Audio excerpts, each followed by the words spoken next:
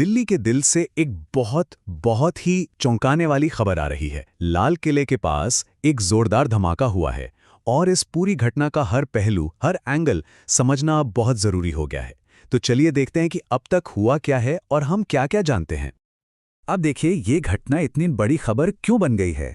वो इसलिए क्योंकि ये धमाका हुआ है राजधानी के एक, आप कह सकते हैं, बहुत ही सेंसिटिव हाई सिक्योरिटी जोन में। तो समझते हैं कि आखिर हुआ क्या। जी हां, दिल्ली के दिल में धमाका। लाल किले के ठीक पास हुए इस कार ब्लास्ट ने चारों तरफ हलचल मचा दी है। ये सिर्फ एक घटना नहीं है, ये तो सीधा सीधा देश की सुरक्षा पे एक बहुत बड़ा सवाल खड़ा कर रही है। तो ये हुआ कब? ये घटना हुई शाम को, करीब करीब 6:52 पर। अब आप सोचिए, ये वो टाइम होता है जब लाल किले के आसपास कितनी भीड़ होती है। लोग ऑफिस से घर लौट रहे होते हैं, टूरिस्ट भी होते हैं, मतलब एकदम पीक टाइम।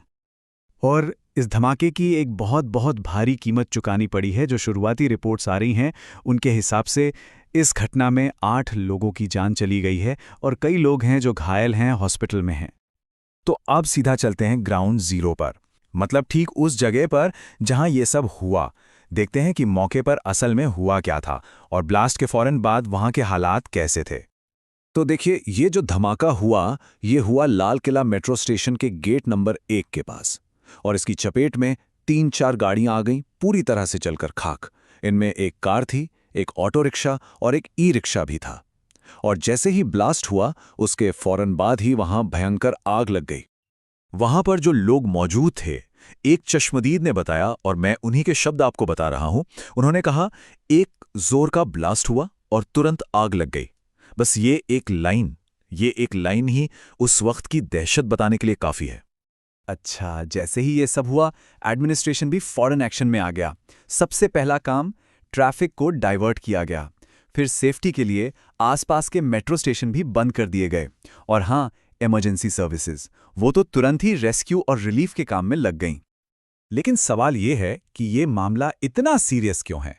मतलब क्यों इसे इतनी गंभीरता से लिया जा रहा है? चलिए अब इसका जो बड़ा कॉन्टेक्स्ट है और जो नेशनल सिक्योरिटी से जुड़े एंगल हैं, उनको समझते हैं। देखिए, लाल किला ये सिर्फ एक हिस्टोरिकल बिल्डिंग नहीं है। ये एक बहुत बड़ा टूरिस्ट स्पॉट है जहां हमेशा भीड़ रहती है। और बस यही वजह है कि इस जगह पर हुई कोई भी छोटी बड़ी घटना अपने आप में एक बहुत बड़ी सिक्योरिटी कंसर्न, एक बड़ी चिंता बन जाती है। तो फिलहाल जो इन्वेस्टिगेटिंग एजेंसीज हैं, वो 2 मेन एंगल से इस मामले को देख रही हैं।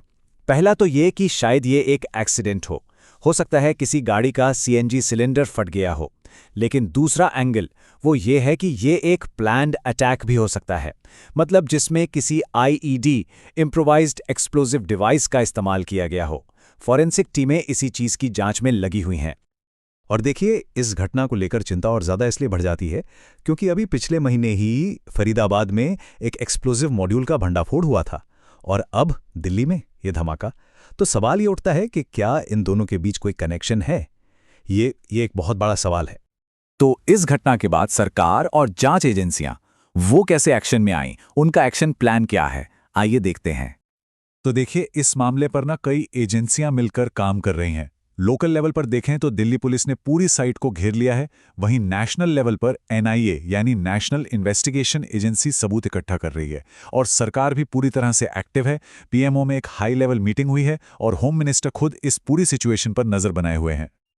अच्छा, इस घटना के बाद कई बड़े और कड़े कदम उठाए गए हैं। दिल्ली के साथ साथ यूपी और महाराष्ट्र में भी हाई अलर्ट जारी कर दिया गया है। जो भी भीड़भाड़ वाली जगह हैं, वहां चेकिंग बढ़ा दी गई है। पूरे इलाके के सीसीटीवी फुटेज को खंगाला जा रहा है। और एक बहुत जरूरी बात, अथॉरिटीज ने लोगों से अपील की है कि प्लीज अफवाहें ना फैलाएं। और जैसा कि होता है, घटना के फौरन बाद ही सोशल मीडिया पर भी ये खबर आग की तरह फैल गई। #RedFortBlast और #Delhi Explosion जैसे हैशटैग्स ट्रेंड करने लगे। सिर्फ देश में ही नहीं, दुनिया भर के मीडिया ने भी इस खबर को कवर किया है, क्योंकि जाहिर है, भारत की राजधानी में धमाका होना एक बहुत बड़ी बात है। तो अब सवाल ये है कि आगे क्या होगा? ये इन्वेस्टिगेशन किस तरफ जाएगी और हम सबको क्या ध्यान रखना चाहिए?